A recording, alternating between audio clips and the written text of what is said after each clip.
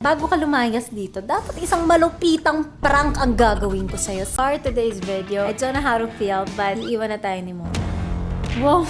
Kala mo talaga alis sa ibang bansa. She is growing up and gusto na niya mag-independent. Eto na nga, sabi ko syempre gusto ko tumulong. And gusto ko siyang bigyan ng baon.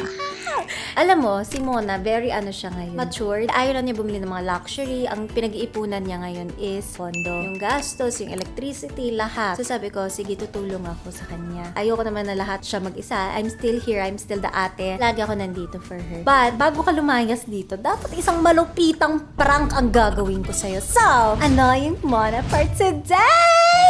Yes! We're back! At para bigla akong nabuhay. Ito na naman yung siraulong ibanan. Gusto ko naman magbigay ng baon niya, pero ayoko nang masaya kami. Kailangan may konting inis siya sa akin muna. Wala lang, namiss ko to. And ito na yung pinaka-rank na magagawa ko dito sa bahay kasi nga alis naman din siya.